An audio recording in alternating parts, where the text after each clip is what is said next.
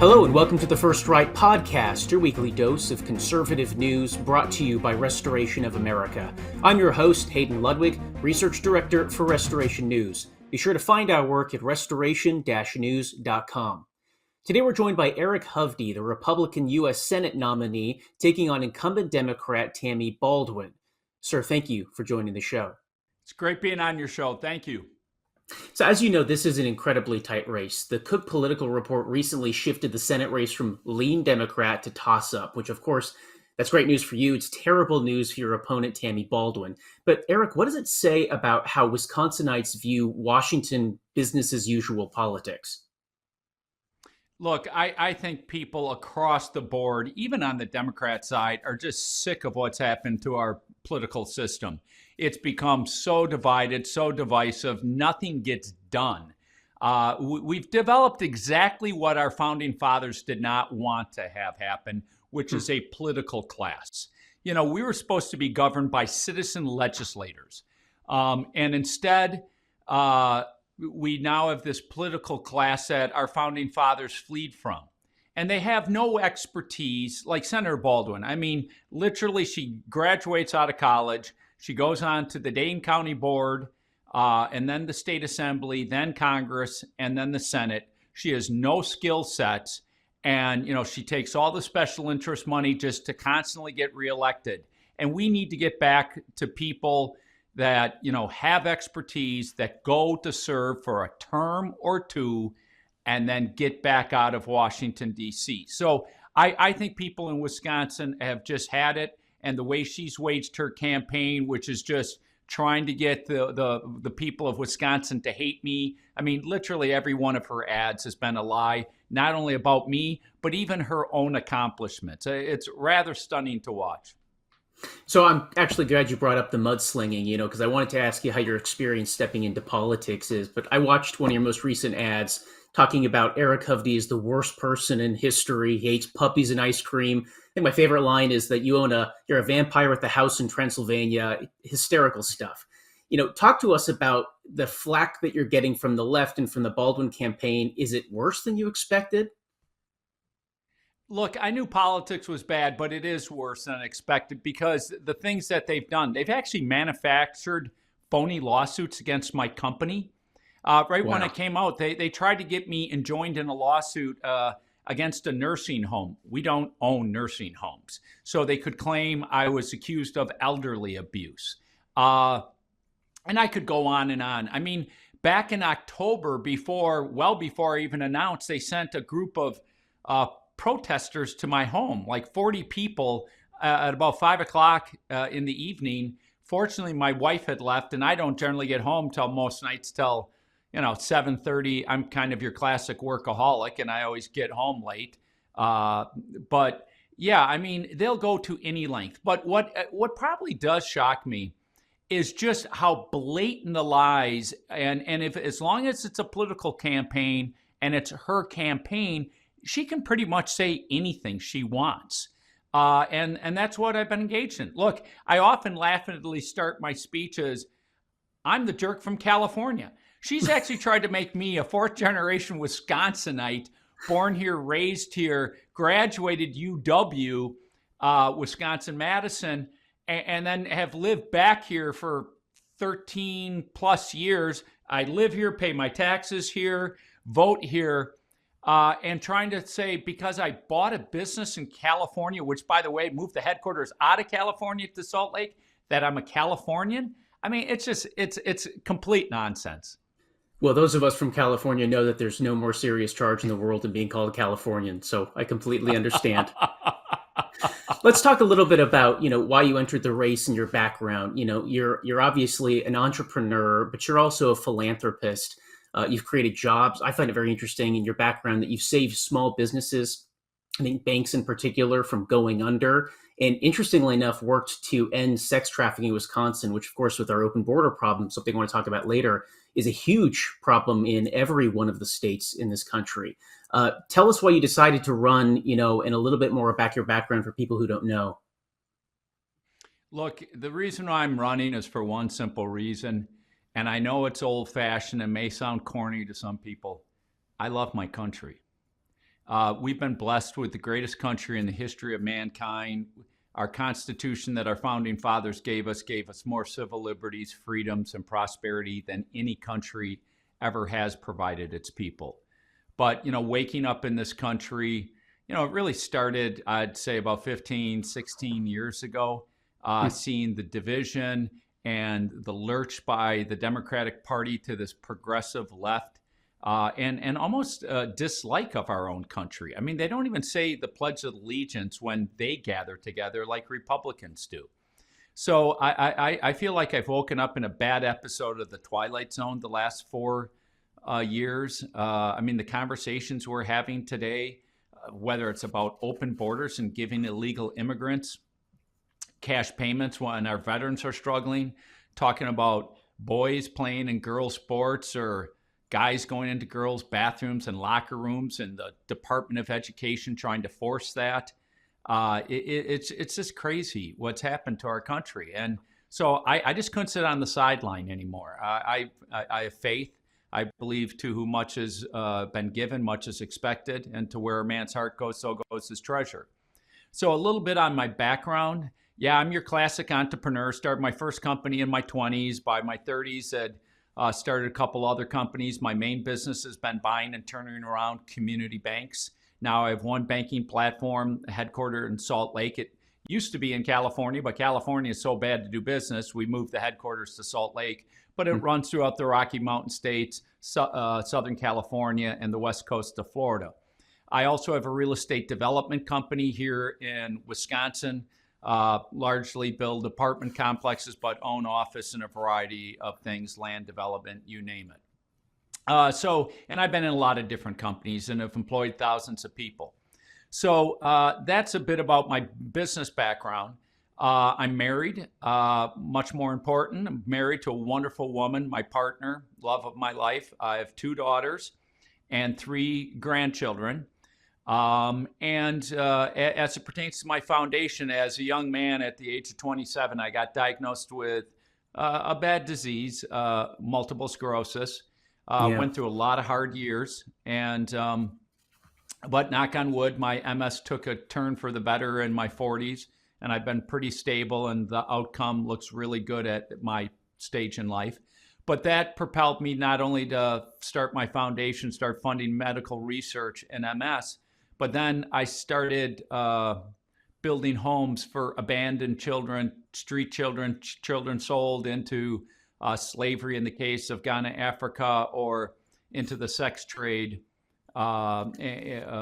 which so many street children end up in the sex trade getting prostituted. So we have 4 in Africa, 5 in Central and South America, but we do a lot in this country as well. I've had a partnership with a group called Thorn, fighting sex trafficking. I fund food banks here in Wisconsin, drug addiction centers, just a variety of things. I bought the car for Meal on Wheels. So there's a lot of charitable giving that I do because, again, it ties back to my faith. Yeah, incredible. Let's talk a little bit about Tammy Baldwin, your opponent. So she is consistently ranked as one of the most liberal members of the U.S. Senate. Yet amazingly, I'm not sure if she's managed to, but she's attempted to hide those positions behind this facade of being a moderate. But there's plenty of people who, in Madison who'd approve of those radical left choices. Why is she hiding her actual record? She's been in the Senate a long time. You'd think she'd want to show off some of these accomplishments. What do you think, Eric? Because she's a fraud. Tammy, you're exactly right. In Madison, she shows her true colors. She embraces all the stuff like the transgender stuff. She gave all our taxpayer dollars to a transgender clinic here in Madison that does this without notifying parents. But when she's outside of the Madison area, she acts like she's a moderate. She actually ran ads talking about how she worked with President Trump.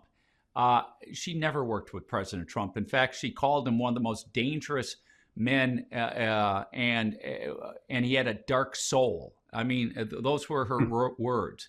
She was one of those senators during the State of the Union speech wearing her white coat in resistance against President Trump.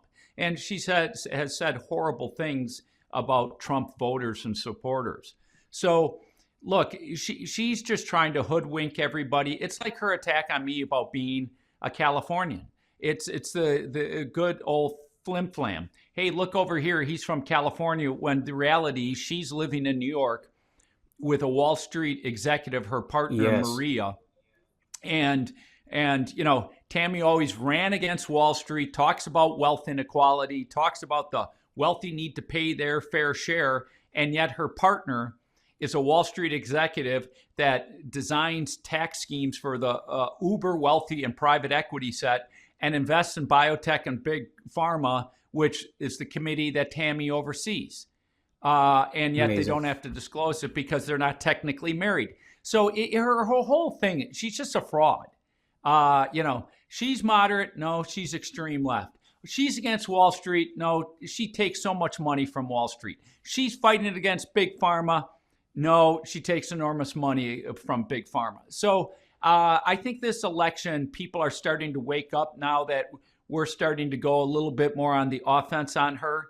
And I think that's one of the reasons why I continue to lift in the polls, along with the fact that I'm talking about issues that matter where she doesn't talk about any issues. So one of the consistently top issues right now, well, in every state, but especially in Wisconsin, of course, is the fallout from our open border. That is something that Kamala Harris and Joe Biden did within days of being sworn in January 2021 through executive orders. It's pretty amazing. I live in Virginia, you're in Wisconsin, two states that are thousands of miles away from the Mexico border, and yet you'd think you're living in Arizona or New Mexico.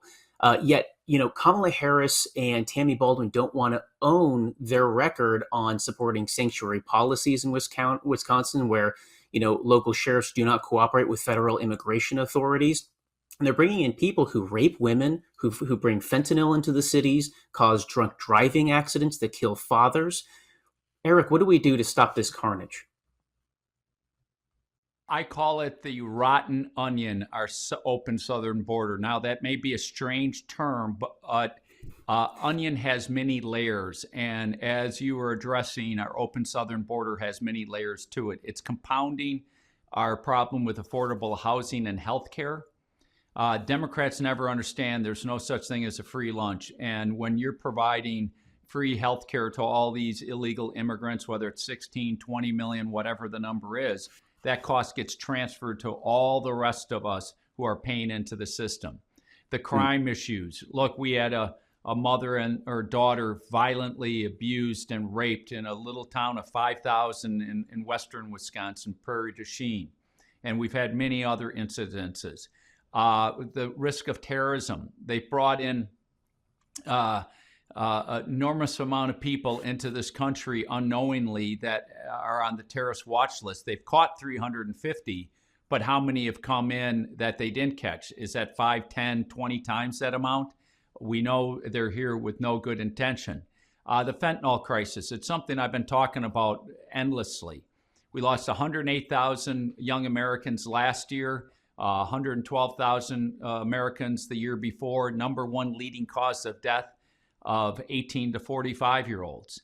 And this poison comes out of China, goes to the drug cartels, comes up over our southern border. Senator Baldwin has done nothing on this. She actually tried to take credit for Tim Scott's bill, the Republican senator from South Carolina. And lastly, they've created a humanitarian crisis. They can't account for 100,000 children. Sadly, I know a lot about, the sex trafficking trade and the horrors of that. I can say that a large percentage of those children have probably ended up in the sex trade. Now, how are we Yes. going to deal with it? You close the border. You slam it shut. We've got to change our asylum laws. We have to put back in stay in Mexico. President Trump used a lot of different vehicles to slow the border crossings to about 300,000 this last year of his presidency. Joe Biden stripped all of those away. Senator Baldwin said, we spend too much on protecting our southern border. Look, we got to finish building the wall. We've got to put back stay in Mexico, use the other executive orders, but then we got to get serious about really fixing our asylum laws and our immigration laws and control our southern border. And honestly, we have to fix legal immigration as well, because we want good people coming into our country, and we should probably move to like a point system. Canada has that. You know, if there's skill sets that we want in our country, doctors and nurses, as an example, you get more points, and you get expedited process into this country. So, but we got to close our southern border, change our immigration and asylum laws, and then fix legal immigration. So at the same time that you have these tens of millions of non-citizens coming to the country legally and illegally, of course, it's putting a crunch on the few jobs that we have going to working class people here. At the same exact time you have the Democrats championing that, you also have the problem of inflation. Now, Tammy Baldwin championed the Democrats' American Rescue Plan. Remember that was so controversial that was one of the few tie-breaking votes that Kamala Harris took as vice president. Well, economists say that that's responsible for at least half the inflation that's eating away at our wallets right now.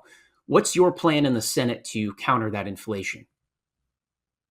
Yeah, and it wasn't just the American Rescue Plan, it's the Inflation Reduction Act. Remember that one? They're going to That's spend right. a lot more money, and that's supposed to decrease inflation. Give me a break.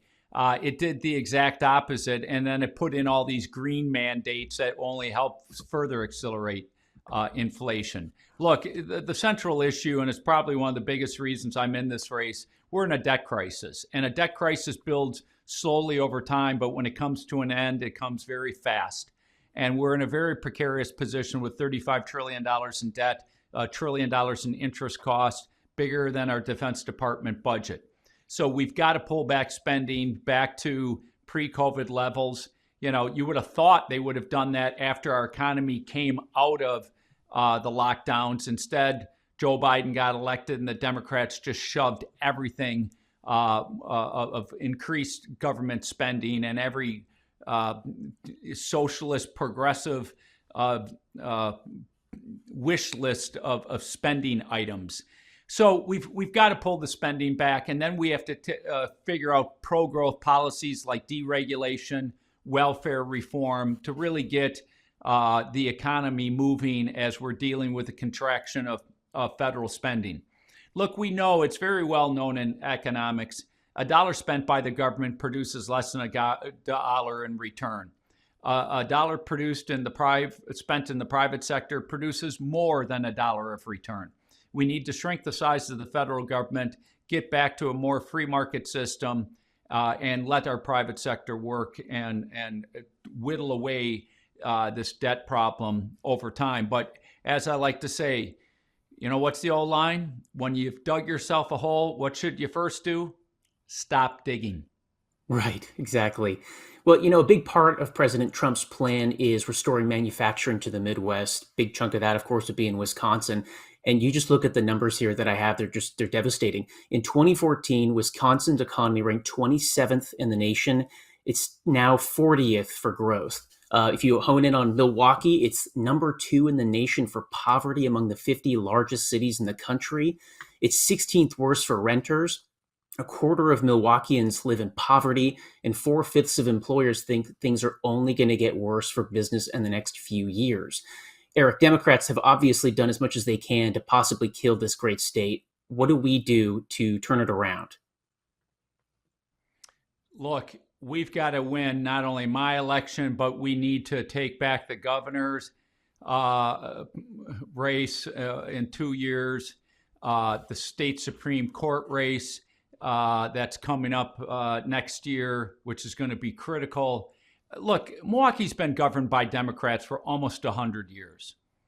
And the city has just gotten worse and worse. How is the city ever going to thrive when only 9% of their children can read at grade level?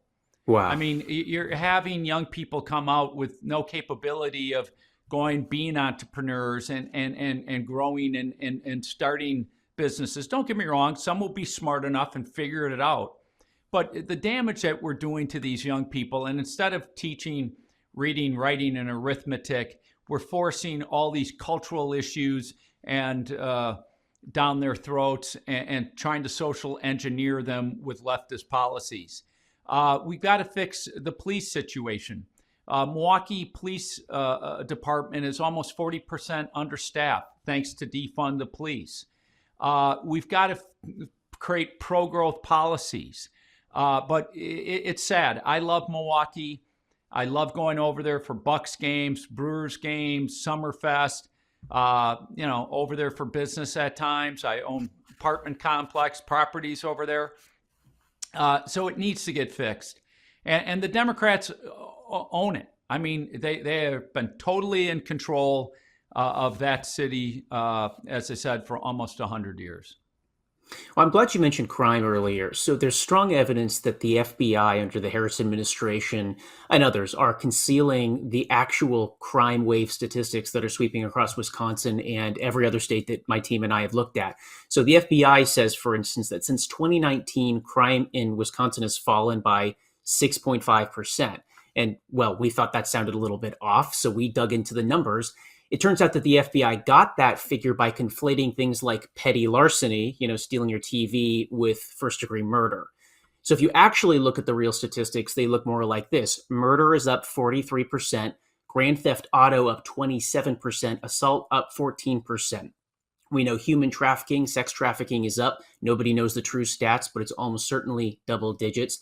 This is true in Pennsylvania, North Carolina, Virginia, Arizona, every state that we've examined. And people obviously instinctively know this. So why is the left telling people, don't believe your lying eyes?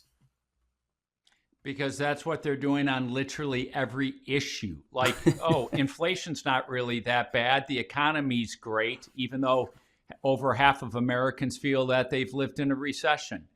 You're exactly right. And by the way, do you know why petty crimes are down? Because the Milwaukee Police Department doesn't have the resources to report all the crimes. Violent crimes up, car theft, auto theft is way up. Everybody that lives in Milwaukee knows it. When I go into our minority communities, what do I hear quite often? We need to call out the National Guard. They don't feel safe in their communities. It's devastating. And it needs to be fixed. Unreal. It's turning that great city into San Francisco. As we start to close out here, let's talk about a little bit of a wild card here. So with all of the illegal aliens that have poured into the country, there's a serious concern about the threat of non-citizens voting in our elections. This wasn't really something people thought about even 4 years ago, but the evidence right now is extreme. On the November ballot in Wisconsin, right below your name, in fact, there's a proposed constitutional amendment that would very simply require U.S. citizenship before you register to vote. Extremely simple, very common sense. The polling I've seen says that upwards of 75% of Wisconsin voters support it. That includes independents and Democrats. And of course, Eric, you'll be completely shocked to hear that the professional left is 100% against the amendment, won't even talk about it. That includes Tammy Baldwin. Yeah. What's your take, and why do you think that they want to shy away from that? Because they're always gaslighting. They're supposed to be the defenders of democracy, and yet they've weaponized our justice system, just like President Obama weaponized our IRS. They've turned our courts into political theater. They've tried to ban ballot access. If anybody out there hasn't listened to RFK's speech when he dropped out of the race and endorsed President Trump, he's a Kennedy. His uncle was the standard bearer for the Democratic Party, and he couldn't even run in the primary, and how they tried to destroy him. Everybody should watch that speech. It's Excellent very speech. powerful, and there's other things in that speech that I think most Americans should become aware of. So, look, why did they spend all this money in the Wisconsin State Supreme Court race? Usually those Supreme Court races cost $3-4 million. They brought $44 or $45 million to this race. Why? So they could try to gerrymander the votes and then push things like bringing back drop boxes. Drop boxes were only brought about during the pandemic. Anybody can go walk into a polling place and vote. So this is what they're doing. They're eroding our democracy. They're eroding the confidence that people have in our voting process. And it's just fundamentally wrong. And look, we've got to win this race. I'm just the tip of the spear, but I can't do it without everybody else's help. But we have to have people run at every level: school board, county board, state assembly. Every American has to get off the sidelines and get in the game, because we can't lose this wonderful country we call home our American home. I'm glad you bring up the problem of eroding our democracy, Eric. It really does feel like this election is very different from any other that we've ever lived through. Like the fate of their country is really at stake here. As we close out, tell folks listening why it's so critical that they show up and they cast a ballot in November. Yeah, think everybody, what's just happened in our country in the last 4 years? We're on a path to bankrupting ourselves. And if we don't get this fixed, we'll see more and more hyper bouts of inflation. Look at what they've done to our domestic security, how they've eroded our domestic security with defund the police or opening our southern border. Look at what they've done to our international security. The world is engulfed in conflict. I think a lot of that stems from how we incompetently left Afghanistan 3 years ago in August. And our adversaries saw that and moved, and Putin on Ukraine, the Ayatollah through Hamas and Hezbollah on Israel, and China's getting more aggressive. So the world has become a lot more dangerous. Our young people are in deep crisis. 77% of our young people cannot qualify for military service today due to mental health problems, addiction problems, and obesity. That is just beyond stunning. Our country is coming apart. So everybody needs to do their part. Everybody has to go out and vote. You got to go grab your friend, your neighbors, your siblings. Talk to the people in the middle. Ask them, are you happy with our open southern border? Are you happy with fentanyl flooding our streets? Are you happy with the wars all over the world? And are you happy with inflation that has destroyed the purchasing power of your dollar? You got to get engaged. So with everybody getting engaged, we can take this country back, but it has to happen. We've got a limited amount of time. We can't lose this wonderful place, America. Well, Eric Hovde, thank you so much for your time. It's been real eye-opening. Thank you so much for your time. And let me thank you folks for tuning in and supporting conservative voices like Eric's, working to expose the truth about the rot spreading through this once great country. Remember that it's only by working together and by praying together that we can restore the United States of America to greatness under Almighty and Sovereign God. I'm Hayden Ludwig. Join us next time as the battle rages on. First Right, a new kind of news summary without the liberal slant. Every morning, in your inbox, always free. Subscribe by texting First Right to 30161. That's First Right, all caps, one word, to 30161.